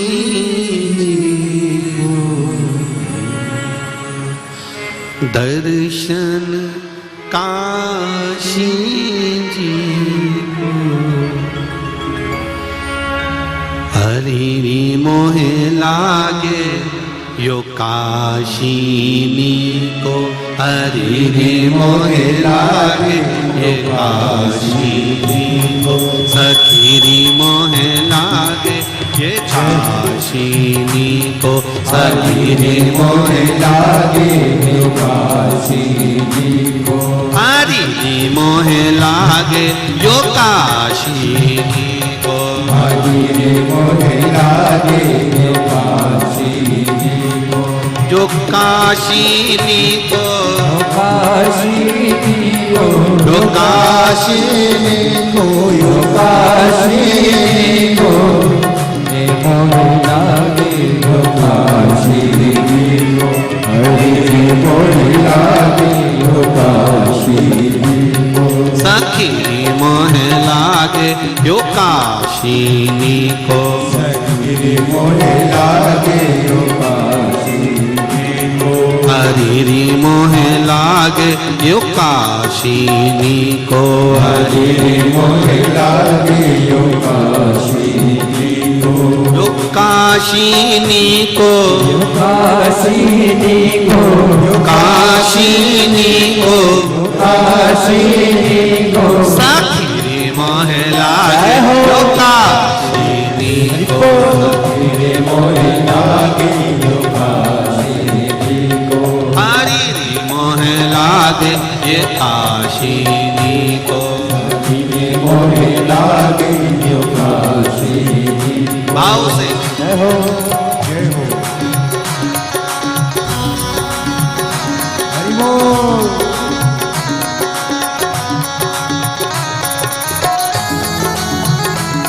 जय हो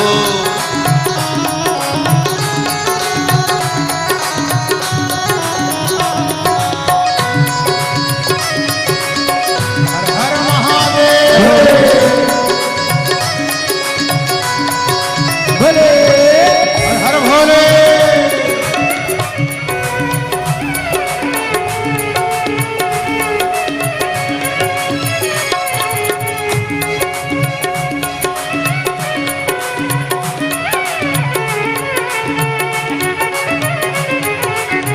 शंभो हर हर महादेव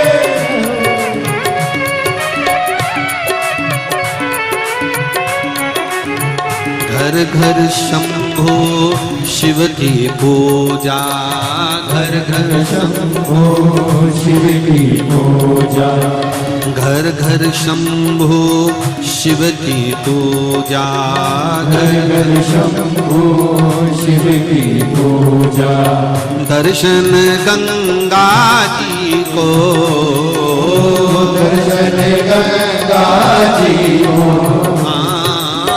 दर्शन गंगा जी को दर्शन गंगा जी को हरि मोह लागे ये काशिनी को हरि मोह लागे ये काशिनी को सखी मोह लागे ये काशिनी को हरि मोह लागे ये काशिनी को यो काशिनी को काशिनी को आकाशिनी को काशिनी को आकाशिनी को काशिनी को हरि मोह लागे ये काशिनी को हरि मोह लागे ये काशिनी हरि मोह लागे ये काशिनी को हरि मोह लागे ये काशिनी को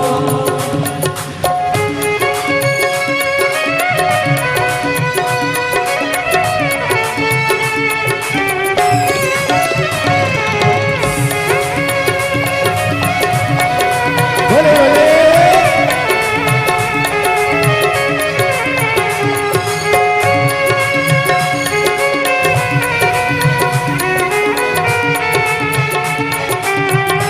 हो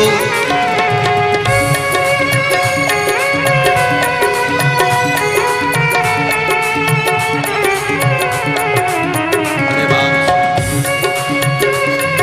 ताली से हर हर भोले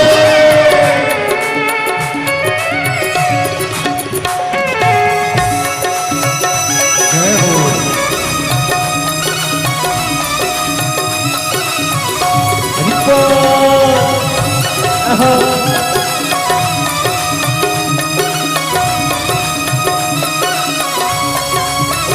हे भोले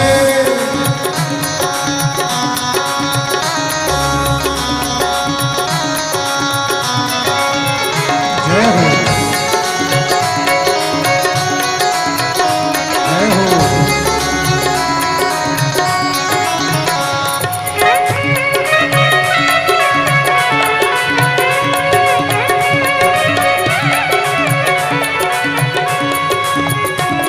घर शंभु शिव की पूजा, घर घर शिव की पूजा, घर घर शंभु शिव की पूजा, घर घर शंभु शिव की पूजा। दर्शन गंगा जी को, दर्शन गंगा जी को, दर्शन गंगा जी को, दर्शन गंगा जी को, मोह लागे ये का हरि मोहे लागे काशी को, हरि मोह लागे ये काशी को, हरि मोहे लागे काशी को, जो काशीनी को, काशी को, जो काशीनी को, काशी को, हरि मोह लागे हरि मोहे लागे काशी को, हरि मोह लागे ये काशी को, हरि मोहे लागे काशी को, सखीरी मोह लागे ये काशी को, हरि मोहे लागे काशी को, सखीरी मोह लागे ये काशी को, हरि मोहे लागे काशी को, हरि मोह लागे ये काशी को, हरि मोहे लागे काशी को। हर हर महादेव है। भगवान शिव के मूल मंत्र, शिव महापुराण का मूल मंत्र का स्मरण करेंगे। सभी लोग अपनी जगह बैठकर बड़े भाव से, आनंद से भगवान शंकर के मूल मंत्र का स्मरण करना प्रारंभ करेंगे। श्री शिवाय नमस्तु, श्री शिवाय नमस्तु, श्री शिवाय नमस्तु, श्री शिवाय नमस्तु, श्री शिवाय नमस्तु। भोला सब दुख का ओ भोला सब दुख का शिव शंकर जपू तेरी माला, भोले बाबा जपू तेरी माला, भोला सब दुख काटो मार, ओ भोला सब दुख काटो मार। हे शिव, हे ओगड़ी, शिव महापुराण का छठा सूत्र कह रहा है पूर्ण तरह से शिव के प्रति समर्पित हो गया। समर्पण किसको कहा गया?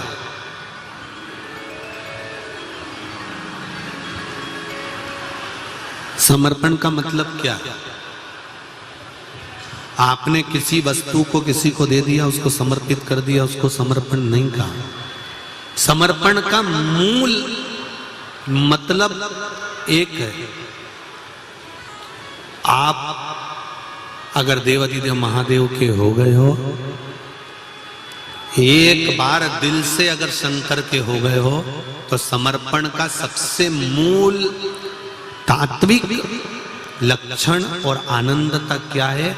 अगर हम शिव के हो गए तो समर्पण हमने अगर शंकर के प्रति कर दिया है, तो ये निश्चित है कि शंकर भी आपके प्रति पूर्ण समर्पित हो जाते हैं। इसको समर्पण कहा।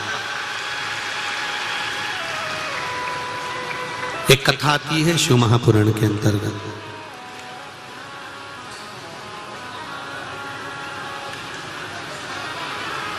तारकासुर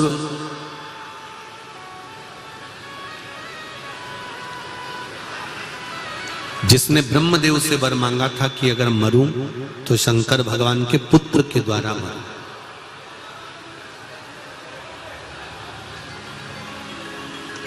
अगर मेरे प्राण जा रहे हैं तो शंकर भगवान के पुत्र के द्वारा मैं मरूं।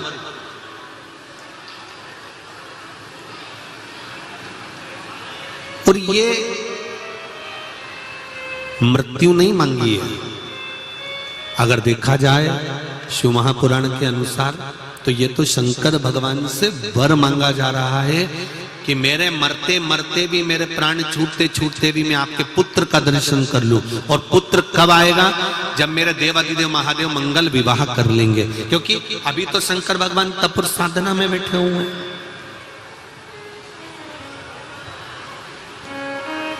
अभी तो मेरे देवादिदेव महादेव तप साधना में लगे हुए हैं। ये तप, ये साधना से हटेंगे तब तो इनके घर में संतान आएगी, तब तो इनके घर में औलाद आएगी। तो अगर मांगा तो मांगा भी ऐसा कि मेरे घर में ऐसी कृपा हो कि तारकासुर कह रहे हैं कि अगर मेरे प्राण छूटे, अगर मेरे प्राण जाए तो मुझे वर दीजिए, ऐसा वर प्रदान कर दीजिए कि शंकर भगवान के पुत्र के द्वारा मेरे प्राण छूटे।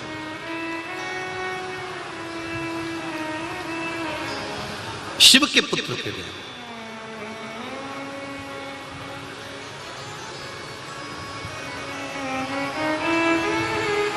अब एक को माइक देंगे ना तो बहुत सारे खड़े हो जाएंगे।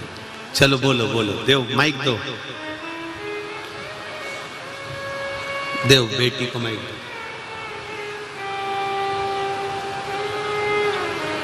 वहीं खड़ी रहो, वो ला रहे हैं आपके लिए, खड़ी रहो, जल्दी पहुंचाओ। बेटी को कुछ कहना है। श्री शिवाय नमस्तुभ्यम बाबू। शिवाय नमस्तुभ्यम गुरुजी, मेरे को वहां से यहाँ तक दौड़ा, आने नहीं दे रहे थे। नमस्कार। श्री शिवाय नमस्तुभ्यम। श्री शिवाय नमस्तुभ्यम। बाबा देवादिदेव महादेव की कृपा बनी रहे। आप क्या शायद मुझे यहाँ तक आना था, इसलिए मुझे इतने धक्के खाने पड़े। बाबा कृपा करे। आप पहले तो बैठो, शांति रखो, उसके बाद बोलिएगा, ठीक है? देवादिदेव महादेव की कृपा से कैसे भी आए, कहीं से भी आए, पर बाबा की कृपा से पहुंचे तो यही शिव कृपा है। उनको यही नमन करो कि बाबा ने आपको आगे बुला लिया। बस यही बाबा से विनती करिए। गुरुजी, मुझे 7 साल हो गए थे, मुझे कोई संतान नहीं हो रही थी। मैंने बहुत पैसे लगाए, इलाज करवाए, इधर उधर, कुछ आराम नहीं मिला। फिर मैंने पशुपतिनाथ का उपास रखा तो मुझे आराम मिला। बस वही वो बताना था। अब है ना बाबा की कृपा से, बस तो मंत्र चल रहा है। बस तो बाबा की कृपा से, बाबा ऐसी कृपा बना के रखे। बेटी हर हर महादेव। शंभु शरणे मांगू घड़ी रे घड़ी, दुख काटो दया करी निदर्शन। शिव कृपा से शंकर भगवान की उदारता, करुणा। फिर कहेंगे शिव के प्रति समर्पण। समर्पण का मतलब यह नहीं होता कि केवल आप समर्पित हैं।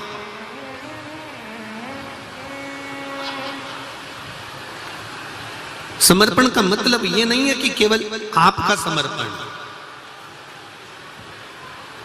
समर्पण का मतलब है कि देवादिदेव महादेव भी आपके प्रति समर्पित है। फिर समझ लेना, जरा अच्छे से समझिए।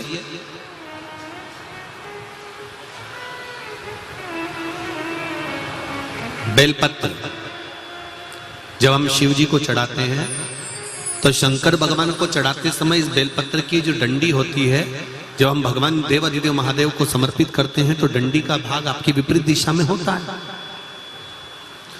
जब हम कोई कामना ना करते हुए बेलपत्र को समर्पित करते हैं तो डंडी का भाग विपरीत होता है।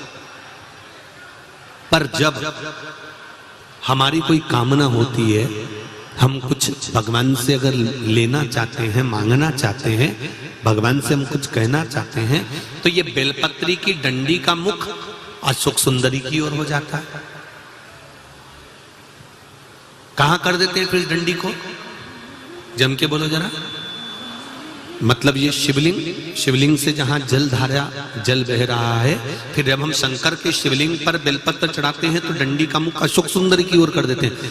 जब हमारी कोई कामना होती है तब, और जब कामना नहीं होती, हम केवल भाव से, दिल से भगवान शंकर को अपना बनाने के लिए भक्ति के बल पर हम शिव को रिझा रहे हैं, तो बेलपत्री का जो डंडी का भाग है वो आपके विपरीत दिशा में। अब ध्यान देना जरा। तीसरा,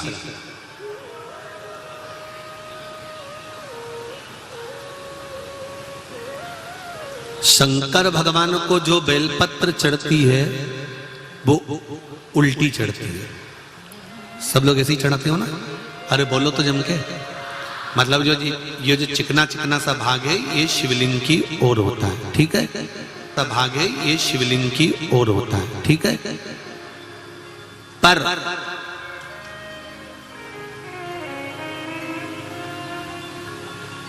जब नंदी को बेलपत्र चढ़ती है,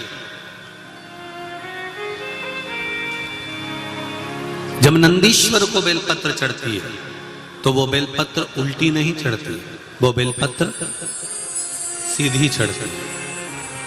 कारण, उसका क्या कारण होता है? आसन के ऊपर कोई बैठ रहा है तो आसन उल्टा बिछाओगे कि सीधा बिछाओगे? बोलो बोलो जम के। सीधा बिछाओगे ना?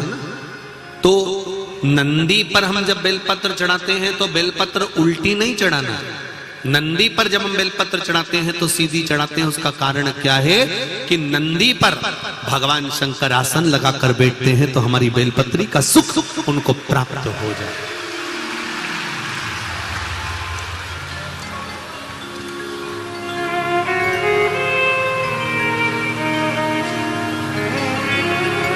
हमारी बेलपत्री का सुख भगवान शंकर जब उस पर विराजमान हो, आसन लगाए, उस पर बैठे, तो उसका फल हमको प्राप्त, उसका फल हमको मिले। शिव महापुराण की कथा कहती है, तारकासुर ने भगवान से वर मांगा, ब्रह्मा जी से वर मांगा कि वर देना है तो ये दीजिए कि शंकर भगवान के पुत्र के द्वारा मेरे प्राण छूटे। तथास्तु कह दिया। समय आया, और समय आने के गंगा मैया भी तप कर रही हैं, पार्वती मैया ने भी तप करा, दोनों को शिव मिले। और जिस समय शंकर भगवान के तेज पुंज को ले जाकर गंगा जी में दिया गया, गंगा जी में समर्पित किया गया, गंगा जी को दिया गया, तब 6 पुत्रों का जन्म गंगा जी की जलधारा से हो गया, जिसको षडानंद कार्तिक कहा, जिनको कृतिकाओं ने पाला।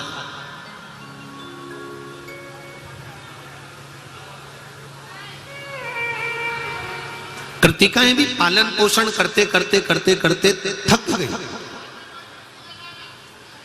और जब कृतिकाएं थक गई तो फिर कृतिकाओं ने गंगा मैया से विनती कर कर हाथ में जल लेकर इन 6 पुत्रों को एक कर दिया, तो मुख तो 6 रह गए, शरीर एक हो गया। आप लोगों से पहले भी कहा, आज फिर कह रहे, गर्भ में अगर संतान है और आपको लग रहा है कि ये संतान, जैसे एक पत्र आया है, देखिए